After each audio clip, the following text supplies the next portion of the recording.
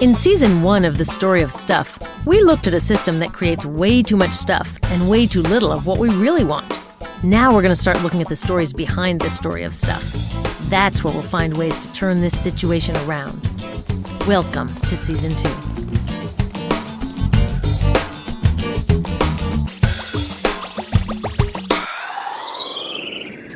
Ever since I learned where our stuff really comes from and how this system is trashing people and the planet, I've been trying to figure out how we can change it. I've read a lot of these. 100 ways to save the planet without leaving your house. 50 simple things you can do to save the Earth. The Little Green Book of Shopping. I thought these might have the answers, but their tips all start here, with buying better stuff. And they all end here, with recycling all that stuff when I'm done with it. But when it comes to making change, this story of going green, even though we see it everywhere, has some serious shortcomings. It says that if I become a smarter shopper and tell all my friends to do the same, I've done my part. And if I don't buy all this green stuff, then it's my fault the planet's being destroyed. Wait a minute, my fault?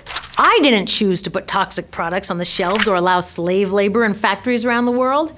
I didn't choose to fill stores with electronics that can't be repaired and have to be thrown away. I didn't choose a world in which some people can afford to live green, leaving the rest of us to be irresponsible planet wreckers. Of course, when we do shop, we should buy the least toxic and most fair products we can. But it's not bad shoppers here who are the source of the problem. It's bad policies and bad business practices here. And that's why the solutions we really need are not for sale at the supermarket. If we actually want to change the world, we can't talk only about consumers voting with our dollars. Real change happens when citizens come together to demand rules that work. Look, it is important to try to live green. As Gandhi said, be the change. Living our values in small ways shows ourselves and others that we care. So it is a great place to start. But it is a terrible place to stop. After all, would we even know who Gandhi was if he just sewed his own clothes and then sat back waiting for the British to leave India? So how do we make big change? To answer that question, I went back and looked at Gandhi, the anti-apartheid movement in South Africa, the US civil rights movement, and the environmental victories here in the 1970s. They didn't just nag people to perfect their day-to-day choices, they changed the rules of the game. It turns out there are 3 things you find whenever people get together and actually change the world. First, they share a big idea for how things could be better.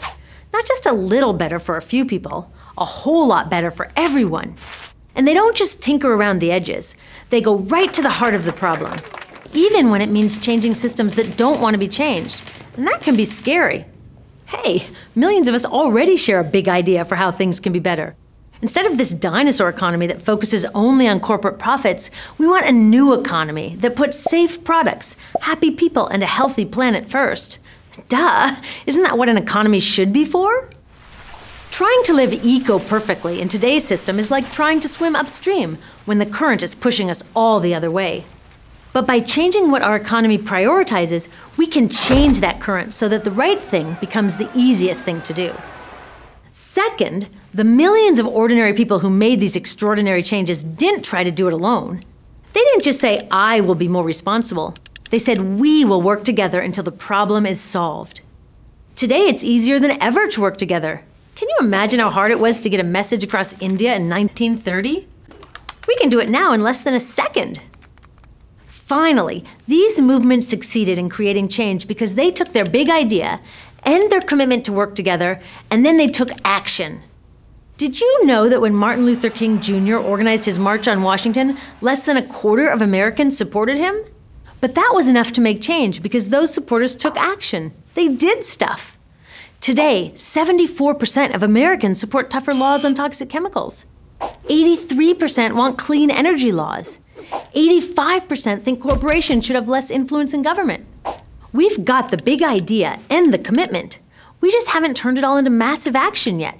And this is our only missing piece. So let's do it.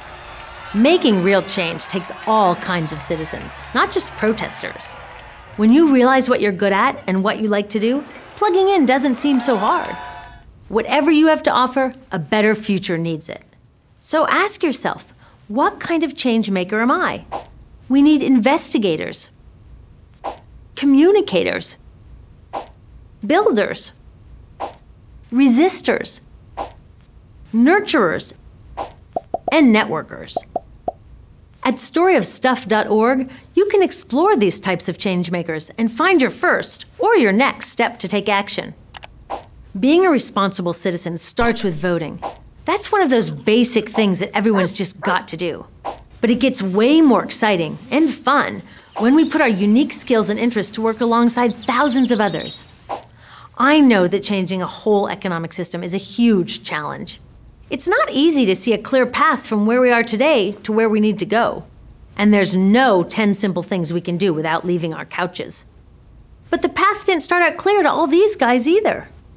Dr. King said, faith is taking the first step even though you don't see the whole staircase. So they worked hard to get organized, practiced the small acts that built their citizen muscles, and kept their focus on their big idea. And when the time was right, they were ready. It's time for us to get ready too. Ready to make change and write the next chapter in the story of stuff.